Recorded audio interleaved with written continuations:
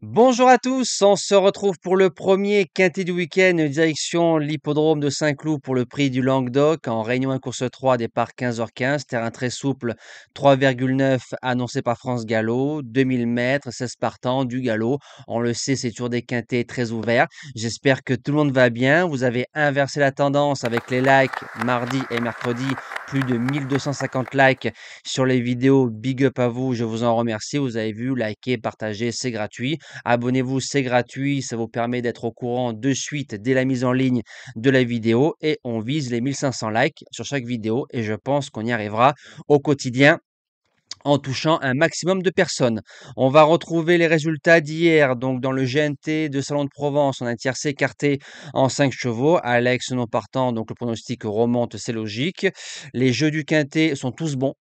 Voilà, simple, couplet, dernière minute, jeu avec l'ADM, multi, tiercé, quintet, donc on a le bonus 4 bien évidemment. Donc ça c'est bien, course par course dans l'ensemble plutôt bon.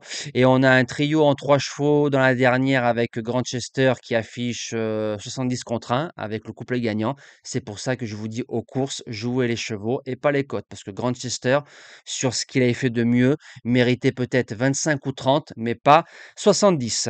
Réponse à Jean-Michel Roulet. Alors, je devais y répondre hier, mais comme sur la vidéo de vendredi, j'ai parlé des nouvelles règles avec la cravache, je voulais pas faire une grosse vidéo. Je préfère faire des contenus restreints, mais de qualité.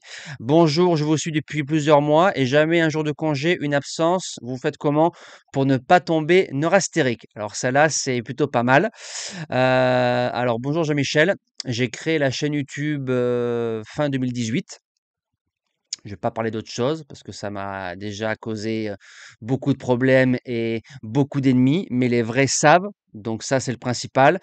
Non, je ne suis pas fatigué parce que j'ai ça dans le sang. Ça veut dire que j'ai toujours voulu partager la passion des courses.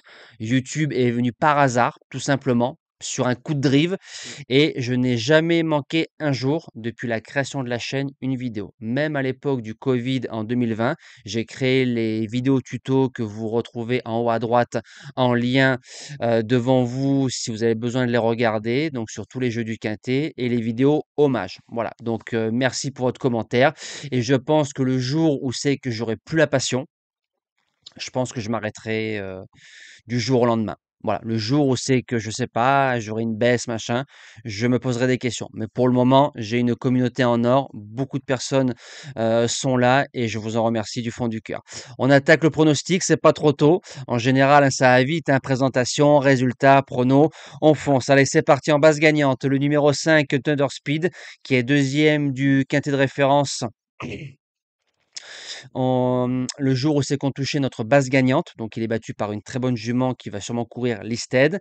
Par le passé, il faisait l'arrivée de Quintet en 40, il est en 36,5, bonne corde entre guillemets, Guyon, terrain à souhait, à sa convenance. Thunder Speed peut s'imposer dans ce quintet. En deuxième base, le 3 Gant qui est cinquième du quintet de référence avec la corde numéro 16. Le cheval a fait une belle ligne droite. Maintenant, ce qu'il faut savoir, chose que vous allez trouver qu'ici.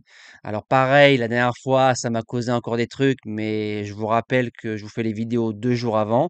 Il est le 27 mars, 10h30, voire 72 heures avant. Donc moi, j'ai pas d'infos. Je travaille tout seul sur les sites que je connais.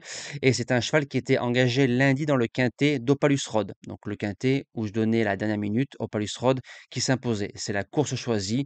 Il me décevrait en sortant des 3-4 premiers. Pour les chances, le numéro 11, Familiar, qui a fait un drôle de truc dans une épreuve de référence le 6 mars ici même. Il faisait troisième de Miss White Sox, qui a ensuite fait l'arrivée de Quintet Plus. C'est un premier quintet, mais un Windriff dans un quintet, c'est dangereux. En quatrième position, le 9, Aquila Valente, qui a fait une très belle ligne droite dans le quintet de référence, c'est sixième. Par contre, dans les quintets 0 sur 4, il redescend en 36 et il peut aller devant. Donc, s'il est monté en condition, ça reste une possibilité. En cinquième position, le 15 Dream, c'est le troisième larron de l'épreuve du 6 mars, où il y avait Miss White Sox et Familiar. Le cheval a eu un bon parcours, il finit à sa place, il a couru 7 quintets, il a fait qu'une fois l'arrivée, en 33,5 de valeur, il est en 32,5. et théoriquement en 32,5 sur l'échelle de ces valeurs, ça devrait coller.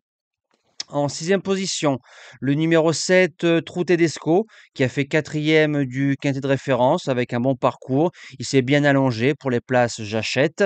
En septième position, le numéro 1, Splendino, qui a une belle année de 5 ans à faire.